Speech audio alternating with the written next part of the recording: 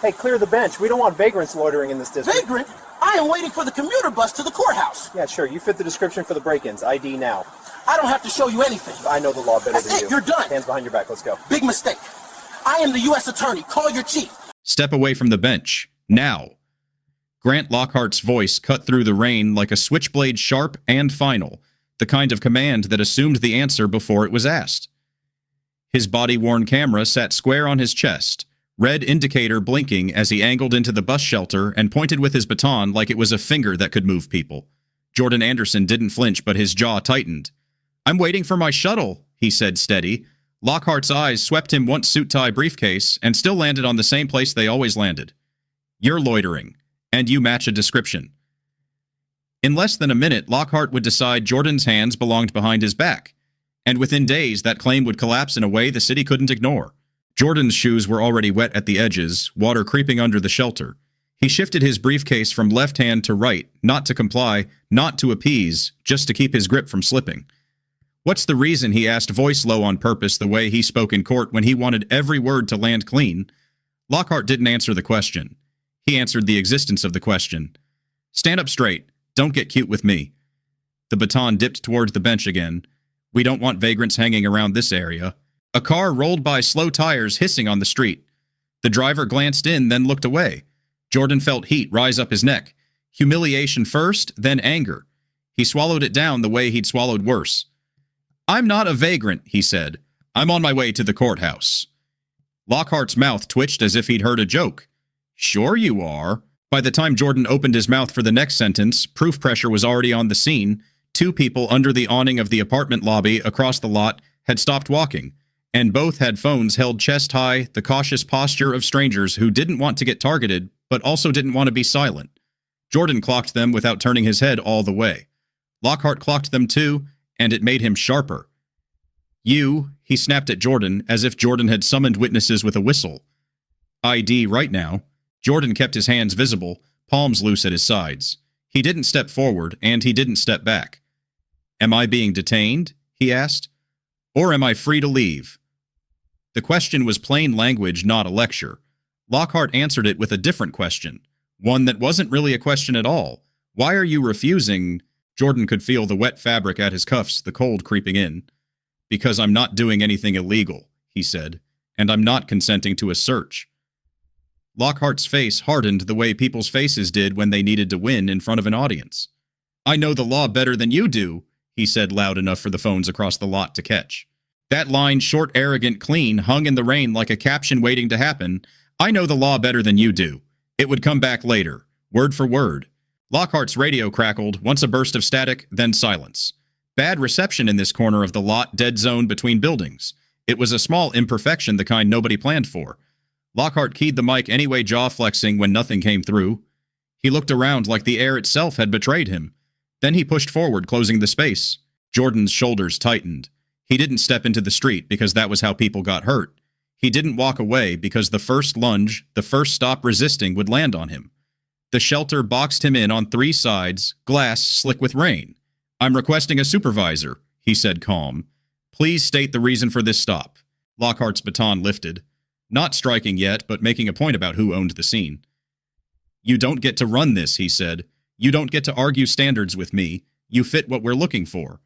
He leaned closer, eyes narrowing as if proximity could become evidence. "Hands where I can see them." "They are," Jordan replied. One of the bystanders across the lot, an older woman with a grocery tote, took 2 steps closer under the awning and called out, voice measured. "Officer, he's just standing there." Her phone was still up. Her tone wasn't hostile. It was observational. That was the danger, a witness narrating calmly. Lockhart snapped his head toward her. "Ma'am, mind your business." "It is my business if you put hands on him," she said, still calm. "He's not resisting." Lockhart's nostrils flared. He turned back to Jordan like the witness had only proven something that Jordan had an audience he didn't deserve. "ID," he repeated. "Last chance." Jordan's fingers flexed once at his sides. Dry mouth, a pulse in his temples. He kept his voice even. "No," he said, "not without a reason. And I'm requesting a supervisor." For a half-second, Lockhart looked past Jordan's suit and tie and saw what he wanted to see anyway, a challenge. The micro-turn came fast. His left hand moved to his cuffs, the metallic clink loud in the small space.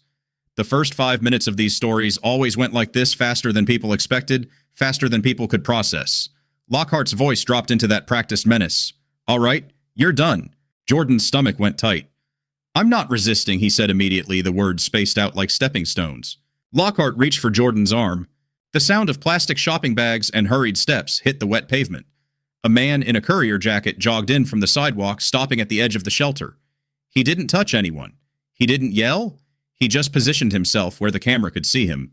Sir, he said to Jordan, I'm recording. Keep talking calm. Jordan didn't look at him fully, but his voice steadied even more. Thank you, he said. Then to Lockhart. Please don't grab me. Tell me what you think I did. Lockhart's grip closed on Jordan's sleeve anyway. Rainwater darkened the fabric where his fingers pinched. Stop pulling away, Lockhart said instantly before Jordan had even moved. Jordan froze his own body on purpose. I'm not pulling away, he said. I'm standing still. Lockhart yanked. The baton knocked against the shelter rail with a dull clack. Glass vibrated. The courier flinched but kept his phone up. The older woman's voice carried again from the awning. He didn't move. You grabbed him. Lockhart didn't look at her this time. He couldn't. Not with the phones up. Jordan's briefcase slipped thumping onto the wet concrete. The latch clicked. Papers didn't spill, thank God, but the sound was loud enough to feel like public shaming. Jordan's cheeks burned. Overqualified humility, the kind nobody applauded the man who could run a courtroom, now forced to explain his existence in a bus shelter. He thought of the early mornings he'd spent rehearsing opening statements in his kitchen coffee, cooling beside him, while he memorized names and facts because he believed preparation was respect. He thought of the quiet way his mentors had warned him, you'll be held to a higher standard, and they'll still call you difficult when you insist on basic fairness. He felt that label hovering already, ready to be slapped on him for not smiling through disrespect. Backstory insert 1/3. Turn around, Lockhart ordered. Jordan stayed facing forward. No, he said calmly. Not without a supervisor. I'm not resisting. I'm not consenting. Lockhart's voice rose. You're refusing a lawful order. What's the lawful reason? Jordan asked, precise. Lockhart's mouth curled. Suspicious. Matching description. Loitering in a high crime area. He said it like stacking words made them solid. The courier looked from Lockhart to Jordan. Officer, he said, careful, you're saying 3 different things. Lockhart shot him a glare. Back up. I'm not in your space, the courier replied, still not moving closer. I'm just recording. Static cracked from Lockhart's radio again, then a chopped voice that didn't fully come through. Another imperfection, bad reception, broken communication made Lockhart look more isolated, more cornered in his own authority. He keyed the mic hard. Need a unit, possible suspect refusing ID, he barked. The radio hissed and swallowed half of it. Jordan heard the word suspect like a slap. He took a slow breath through his nose. You're escalating, he said. I'm asking simple questions. Lockhart's hand forced Jordan's arm behind his back. Pain shot up Jordan's shoulder, bright and immediate. Jordan's voice stayed controlled, but a note of strain leaked through. I'm not resisting. He repeated louder now so the phones would catch it. That's what they all say, Lockhart muttered. The older woman across the lot stepped out from the awning, finally crossing the open wet space. She stopped several feet away, hands visible, phone raised. You're hurting him, she said, and the calm narration in her voice made it worse for Lockhart than any screaming would have. Ma'am, Lockhart snapped without turning his head. Go back before I trespass you. She didn't budge. This is public, she said, and he's not resisting. Lockhart's grip tightened. Jordan's briefcase lay open like an accusation at his feet.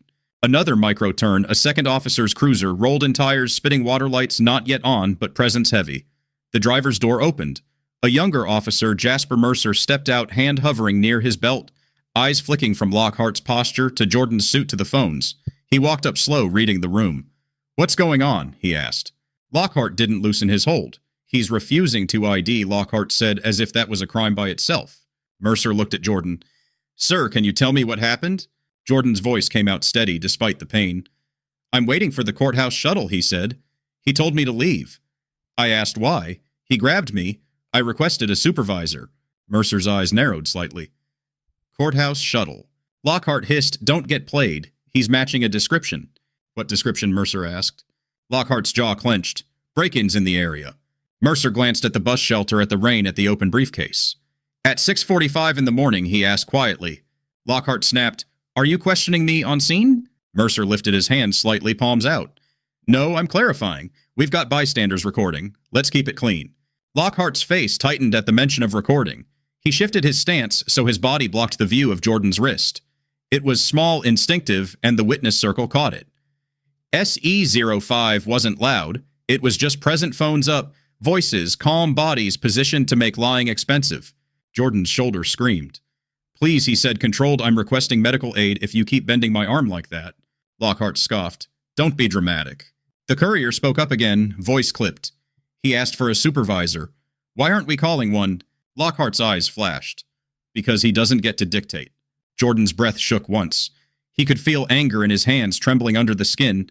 He forced them still. "I'm not dictating," he said. "I'm asserting boundaries."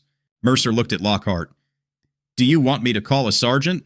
Lockhart's pride made the decision before his judgment did. "Fine," he said. "Call. But I'm not letting him walk." Jordan's stomach dropped. That was the point of no return. Lockhart had put hands on him and was choosing to continue in front of witnesses rather than admit he'd started wrong. Mercer stepped a few feet away, turned his body, and keyed his mic. This time, the radio caught. A dispatcher voice answered tinny, but clear enough. Mercer spoke in plain language, no codes. "Need a supervisor to Maple Crest bus shelter. We have a stop escalating multiple bystanders recording." Lockhart heard every word. His shoulders went rigid. "You didn't need to say that last part," he snapped. Mercer didn't look back. "It's the truth," he said. Jordan felt a thin line of relief. Then it vanished as Lockhart jerked his arm higher. Pain made Jordan's eyes water. He blinked hard, refusing to give Lockhart the satisfaction of seeing it. "I'm not resisting," Jordan said again, voice hoarse now. Lockhart leaned close to his ear. "You know what happens when you make scenes right," he whispered just soft enough that the phones might miss it. "People like you end up regretting it." Jordan's skin went cold. Retaliation threats didn't have to be explicit to be understood. They lived in tone, in proximity, in the quiet promise that authority could find a way. The older woman's voice cut in sharp now. "I heard you. Don't threaten him." Lockhart snapped his head toward her, eyes wide for a fraction of a second. He hadn't expected her to be that close, that attentive. Imperfection number 2 hit her phone. Audio glitched a brief cut that made her second sentence distort. She frowned, tapped her screen, and said louder, "I heard you say he'd regret it." That glitch had a consequence. It made her repeat herself louder, drawing more attention. It also made Lockhart more nervous because now the accusation was out in the open. Mercer came back. "Sergeant's on the way," he said. Then to Jordan, "Sir, do you have ID on you?" Jordan's voice stayed controlled. "Yes," he said. "I'm not refusing because I can't. I'm refusing because he hasn't stated a reason, and because he already put hands on me." Lockhart scoffed. He's being difficult. There it was, SF4, the reputation trap. Difficult, unprofessional, non-compliant. Words that didn't mean danger, they meant inconvenience to authority. Jordan felt it in his bones the way labels got written first and facts got chased later. A shuttle bus turned the corner in the distance, headlights smeared by rain. Jordan saw it through the glass of the shelter, his ride arriving to the courthouse to the work he had to do. He had a duty of care today, people expecting him hearings, scheduled a judge who didn't wait. That was the answer to, why not just leave? He couldn't leave because Lockhart was physically holding him, and because any sudden movement would be framed as resistance. Leaving wasn't a choice when the exit was controlled by someone gripping your arm. The bus slowed near the shelter wipers slapping. The driver saw the scene uniforms, a man bent awkwardly and hesitated. Jordan's heart sank. If the shuttle left, Jordan would miss the hearing. If he missed the hearing, someone else would be harmed by his absence. The system didn't forgive black men for disruptions they didn't cause. The bus door hissed open. A uniformed courthouse security officer stepped down Naomi Callahan in a rain jacket with a badge clipped at her chest. She stopped in place, scanning. "Jordan," she called, uncertainty in her voice. Jordan's stomach flipped. "Naomi," he said, strained. "Yes, it's me." Lockhart heard the name and jerked his head. "You know him," he barked at Naomi. Naomi's eyes widened at Jordan's posture. "That's Jordan Anderson," she said carefully, keeping her hands visible. "He's expected at the courthouse." Lockhart tightened his grip again out of sheer reflex. "He's refusing to ID." Naomi took a half step closer, not into Lockhart's space, but close enough that her presence mattered. "Officer," she said firm, "now he's not a vagrant. He's not trespassing. He's on the manifest for this shuttle." Lockhart's voice rose. "I don't care about your manifest. This is my scene." Naomi looked at Mercer. "Is a supervisor coming?" Mercer nodded. "Yes." The shuttle driver leaned out, calling from the doorway. "Are we taking him or not?" he asked, voice tense. "I can't sit here." Jordan felt the near loss hit like a wave. The shuttle was his tether to safety and duty. If it left, he'd be stranded with Lockhart's grip and Lockhart's narrative. Jordan's voice stayed even, but it shook at the edges. "Please don't leave," he called to the driver. "I'm being detained." Naomi turned to the driver. "Hold," she said. "Security will note it. Just hold a minute." Lockhart snapped. "Stop interfering." Naomi didn't flinch. "I'm not interfering," she said. "I'm documenting. He's expected." Lockhart's gaze flicked to the phones, to Naomi, to Mercer. He was trapped between insisting on control and being watched. He chose control. "That's it," he said. "You're under arrest for obstruction and refusing lawful orders." Jordan's chest tightened. "Obstruction," he repeated, disbelief breaking through. "I'm standing here." Lockhart pulled Jordan's wrists together behind his back. The cuffs clicked once. Jordan sucked in air. "I'm not resisting," he said, louder now, voice carrying out into the rain. "I'm not resisting." The courier spoke, voice firm. "He's not resisting. You didn't explain a reason." The older woman echoed, "He asked why. You didn't say." Mercer's face tightened, conflict visible. "Grant," he said quietly, "slow down." Lockhart snapped, "Don't call me by my first name on scene." Mercer's jaw worked. "Then listen to me, Officer Lockhart," he said, and the change in address was itself a micro-turn formal, distancing a sign of internal fracture. The siren whoop wasn't loud, just a quick chirp, as a supervisor SUV pulled into the lot. Sergeant Layla Caldwell stepped out, rain beating on her cap. She didn't rush. She walked like she'd been to enough scenes to know that speed looked like panic. Her eyes landed first on the witness circle phone's up bodies, still then on Jordan's cuffed hands, then on Lockhart's posture. "Talk to me," Caldwell said. Lockhart's voice came fast, a rehearsed stream. Suspicious male loitering refused. ID match description became combative. Jordan's head turned, slightly careful not to twist his cuffed shoulders. "Sergeant," he said, voice controlled but strained. "I'm requesting you ask him to state the reason clearly. I asked if I was free to leave." He grabbed me. "I'm not resisting. I requested a supervisor." Caldwell looked at Mercer. "Your view." Mercer spoke carefully. "He's in a suit waiting for the shuttle. Multiple bystanders recording." Lockhart initiated. "I didn't hear a clear reason beyond matching description and loitering." Caldwell's eyes narrowed. "Matching what description?" she asked Lockhart. Lockhart's throat moved. "Break-ins. Blackmail. In this area." Caldwell's face didn't change, but something in her gaze hardened. "That's not a description," she said flatly. "That's a category." Lockhart bristled. "Sergeant, with respect, you weren't here."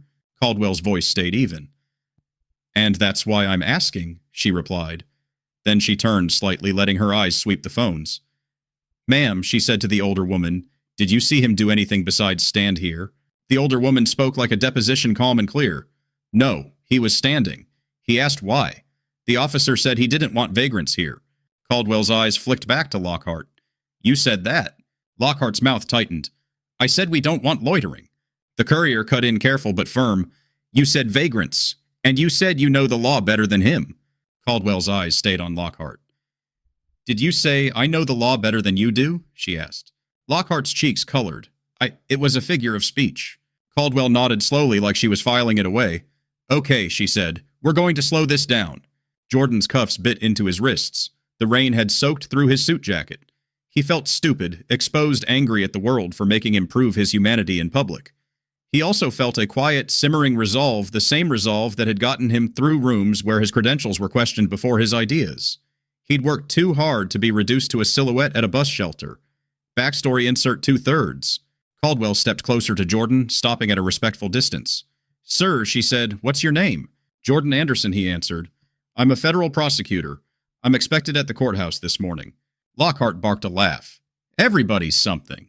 Caldwell didn't react to Lockhart. She turned to Naomi. "You said he's expected." Naomi nodded. "Yes, he's on our shuttle list." Caldwell exhaled once. The rain sounded louder in the brief pause. She looked at Lockhart again. "Why did you cuff him?" Lockhart's voice came out defensive. He refused to comply. He was being difficult. Caldwell's head tilted. "Difficult isn't a crime," she said. Then in plain language, no codes, she said the one thing that shifted the whole scene. "Take the cuffs off. Right now." Lockhart's eyes went wide. "Sergeant," now Caldwell repeated, voice quiet but absolute. Lockhart's hands hesitated at Jordan's wrists. That hesitation was the freeze moment. Phones held steady. The shuttle driver watched from the doorway. Mercer stood still, eyes on Lockhart's hands. Naomi's face was tight, protective. In that silence, Lockhart recalculated comply and lose face or refuse and make it worse. The truth had landed and everyone could feel it. Lockhart unlocked the cuffs with a small angry motion. Metal opened. Jordan's arms dropped forward, shoulders screaming. He rolled his wrists, once wincing. He kept his breathing controlled, refusing to turn pain into spectacle. Caldwell held a hand up toward the witness circle. "Thank you for recording," she said. "Please stay available if we need statements." Lockhart snapped. "So you're just going to let him go?" Caldwell turned her head slowly. "I'm going to correct what you escalated without cause," she said, "and then I'm going to document it." Jordan picked up his briefcase, hands trembling slightly. Paper edges were damp. He clicked the latch closed with more force than he meant to. His voice came out steady anyway. "Sergeant," he said, "I want this preserved. The footage and witness statements." That was documentary anchor 1 inside the active scene, spoken out loud as a preservation step. D4 plain language preservation, no system names. Caldwell nodded once. "Understood," she said. "We will preserve the footage and gather statements." Lockhart muttered, "Unbelievable." Caldwell's eyes cut to him. "You're done talking," she said. "Stand by your vehicle." Lockhart stiffened. "Sergeant, that's not." "Vehicle," Caldwell repeated. It was a leadership intercept without theatrics. Lockhart walked away, shoulders rigid, rain darkening the back of his uniform. It didn't look like defeat. It looked like control being removed. Caldwell turned to Jordan again. "Are you okay to ride?" she asked. Jordan flexed his shoulder and grimaced. "I can," he said. Then his voice hardened, not angry, just precise. "But I need the courthouse to know why I'm late, and I need this to not happen again." Naomi stepped forward. "I'll walk you onto the shuttle," she said, "and I'll notify the duty supervisor at security." Caldwell nodded. "Do that." Jordan looked at Mercer briefly. Mercer's eyes held apology without words. "I saw it," Mercer said quietly. "I'm sorry." Jordan didn't give him comfort. He gave him truth. "Then say what you saw," Jordan replied. Mercer nodded once. "I will." Jordan stepped toward the shuttle suit, heavy with rain. The driver shifted in his seat, still watching. "You good?" the driver asked. Jordan paused at the doorway. His voice stayed measured. "No," he said, "but I'm going to work." He climbed in. Naomi followed, standing near the front like a shield. The shuttle door hissed shut, cutting off the rain's roar. Inside, a few courthouse staffers looked up, eyes wide. Jordan felt their gaze, felt the urge to explain, to smooth it over, to make himself small so everyone else could stay comfortable. He didn't. He stood straight, rolled his shoulders back through the pain, and spoke plainly. "I was detained at the stop," he said. "I'm okay to proceed, but it's being documented." Naomi nodded. "It's being documented," she echoed. The shuttle pulled out wipers, beating time. Jordan stared out the window as the bus shelter receded. In the mirror of wet glass, he saw Lockhart standing by his cruiser arms, crossed face tight, while Sergeant Caldwell spoke into her radio and gestured toward the witnesses. At the courthouse, Naomi escorted Jordan through the entrance. The metal detector beeped because his belt buckle was still damp and the machine was sensitive. He nearly laughed at the absurdity, scrutinized again. He took a breath. "It's just the buckle," Naomi told security staff. "Let him through." Jordan's phone buzzed in his pocket. A staff attorney had texted judges asking where you are. He typed back with one hand, shoulder aching, "Delayed due to detention. On my way in." A few minutes later, in a hallway that smelled like coffee and copier toner, Jordan stepped aside and finally let his face show what he'd been holding back. His hands trembled. His mouth was dry. His tie felt like a noose. He loosened it one notch, then forced himself to retighten it. Not for pride, for control. In court, he needed to be steady. A deputy clerk passed and paused, eyes softening. "You okay?" she asked. Jordan nodded once. "I will be," he said. Then after a beat, "if people do their jobs." He walked into the courtroom and did his. He delivered his argument-clean voice, even eyes on the judge. He didn't mention the bus shelter. He didn't ask for sympathy. He asked for justice in the case before him because that was what he owed the public. And that's the thing authority never expected the people they humiliated still showing up anyway. Later after the hearing, Jordan didn't go straight back to his office. He went to a quiet conference room and called the U.S. Attorney's Office front desk not to pull rank, but to create a record through proper channels. He spoke to an operations manager, then to an office administrator, then to the duty attorney assigned to handle personnel incidents. He didn't demand revenge. He requested accountability. Document everything you remember the duty attorney told him. Plain language. Times as best you can. Names. Jordan exhaled. "There were witnesses," he said, "and the officer's camera." Good, the duty attorney replied. We'll request it properly. The next micro-turn came with a knock at the conference room door. A courthouse security supervisor stepped in, Paisley Cortez holding a clipboard. Jordan, she said, professional but concerned, Naomi briefed me. I'm going to take a statement now while it's fresh. Jordan nodded. Yes, he said. Thank you. Cortez clicked a pen. Start from the first command, she said. Jordan's eyes narrowed slightly. He told me to get off the bench, he began. He said they didn't want vagrants around. I told him I was waiting for the shuttle. Cortez paused. He used the word vagrants, she asked. Yes, Jordan said. Then he said I matched a description. I asked why. I asked if I was free to leave. He grabbed me. Cortez wrote face tight. Okay, she said. That's clear. When Jordan finished, Cortez stood.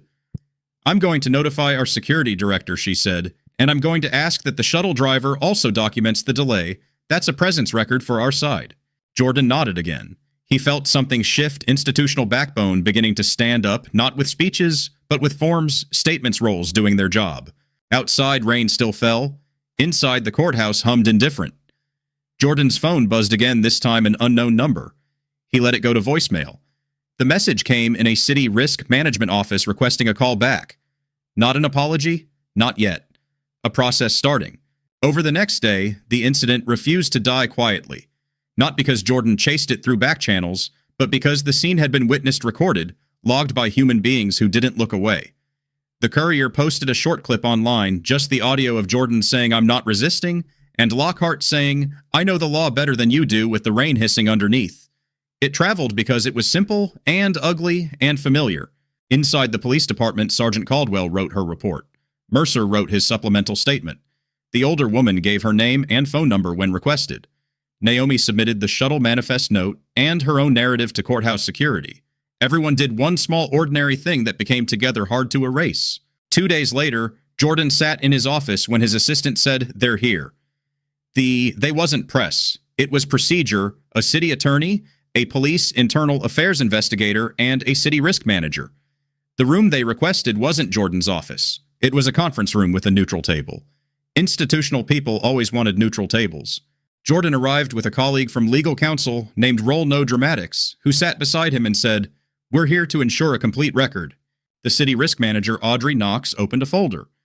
Mr. Anderson, she said, we understand you were detained while waiting for a shuttle. Jordan's face stayed neutral. Yes, he said, without cause, in public, in front of witnesses. The internal affairs investigator, Silas Fletcher, spoke next. We've pulled the body-worn camera, he said plainly, and we're collecting civilian statements. That was documentary anchor 2 inside the active scene. A 3 body-worn camera mentioned plainly no system name, no policy. Jordan's colleague glanced at him, just a small nod that said, this is real. This is being acknowledged. Jordan leaned forward slightly. Then you heard it, he said. The part where he called me a vagrant. The part where he said he knew the law better than me. The part where he cuffed me for asking questions. Fletcher didn't argue. He said we did hear those words. Audrey Knox's lips pressed together. We're not here to litigate in this room, she said carefully. We're here to understand exposure and to ensure corrective steps. Jordan's colleague spoke calm. Corrective steps start with acknowledging wrongdoing, he said. Knox nodded. Understood, she said. And they include training updates, supervision review, and, if necessary, discipline. Jordan didn't smile. He didn't want a trophy. He wanted the next black man at that bus shelter to be left alone. Fletcher turned a page in his folder. We also have multiple witness videos, he said. One has a clear capture of the phrase, I know the law better than you do. Jordan felt the boomerang land. That line said with contempt in the rain, now printed in an investigative summary, repeated back in a room of officials. Not as swagger, as evidence. Knox looked up. That phrase is a problem, she said. Jordan's voice stayed even. It's a mindset, he replied. And it's why he escalated. The meeting didn't end with handcuffs on anyone. It ended with next steps, statements requested medical evaluation, offered a commitment to preserve footage, and an instruction for Jordan to forward any messages or calls he received. Stepwise realistic earned. In the weeks that followed, the consequences came the way they always came when institutions actually chose to stand up quietly at first, then in writing. Lockhart was placed on administrative duties pending review. Caldwell was interviewed, then interviewed again. Mercer's statement held. Naomi and Paisley Cortez provided their records. The older woman and the courier were contacted, formally thanked, and asked to confirm their accounts. Jordan went to a medical appointment for his shoulder. The provider noted strain and recommended physical therapy. The pain wasn't just discomfort, it was a record of force applied without necessity. City risk management coordinated with legal counsel, not for theatrics, for settlement, for exposure, for the city's desire to stop bleeding credibility in public. And Jordan, who had built his career on the idea that institutions could be made to do better, felt a complicated grief. He wasn't surprised. He was tired. He remembered a mentor's voice from years ago said softly, after a case win, "You're going to be asked to carry the dignity of the whole room." Jordan had laughed then. Now he understood. He was being asked to carry dignity while someone tried to strip it from him. He refused. Backstory insert 3 out of 3. When the city finally responded in writing, it didn't read like poetry.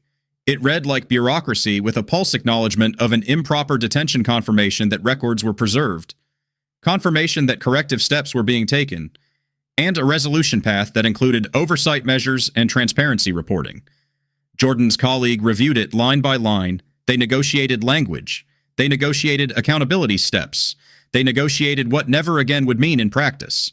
Part of that practice was simple new supervisor guidance for stops near the courthouse shuttle area, better communication between courthouse security and patrol units, about expected personnel, and a refreshed emphasis on plain language reasons before escalation. Not numbers, not citations, just a standard of human treatment.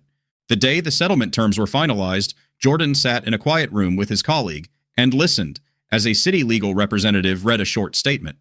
There was no grand ceremony. There were no cameras. But there was something more important than spectacle, a written acknowledgement that what happened was wrong and a set of changes that would be measured. Jordan didn't take victory laps. He went to work. He kept showing up for hearings. He kept mentoring younger attorneys. He kept reminding them to ask calmly, "Am I free to leave?" and to keep their hands visible and their voices steady, not because they owed politeness, but because clarity was a shield when authority wanted chaos. Grant Lockhart didn't vanish from the world in a cinematic punishment. He went through the system that was supposed to correct him. He learned that the public could become a witness circle. He learned that supervisors could intercept. He learned that statements could be gathered. He learned that a single line said in contempt could come back as a refrain in a review. Months later, Jordan walked past that same bus shelter on a different morning. It was dry this time. A person in a hoodie sat on the bench, head down waiting. A patrol car rolled by and kept going. Jordan paused for half a second, not because he wanted to relive anything, but because he wanted to mark the change. The shelter was still just glass and metal. The power shift wasn't the structure. It was the collective insistence that someone's dignity didn't become optional in public. He adjusted his tie, rolled his shoulder once, and kept walking toward the courthouse whole, not because the world had been kind, but because the record had been made, and the system for once had been forced to answer. The end. First, if a public authority figure starts issuing commands without a clear reason, stay as calm as you can and use plain language to ask what the reason is, and whether you're free to leave, because clarity reduces the room they have to invent a story later. Next, keep your hands visible, avoid sudden movements, and state out loud, "I'm not resisting if someone touches you," since witnesses and recordings often capture those words, even when details get chaotic. Then request a supervisor early and repeat the request calmly, because escalation often slows when someone with oversight is forced into the scene. After that, if safe, let bystanders record, and encourage calm narration. Short lines like "he's not resisting" or "you didn't explain the reason" can matter more than yelling. Finally, document what happened as soon as possible in plain language, seek medical evaluation if you were hurt, and follow formal complaint channels, so the institution has fewer excuses to dismiss what occurred. Some elements are selectively fictionalized for education.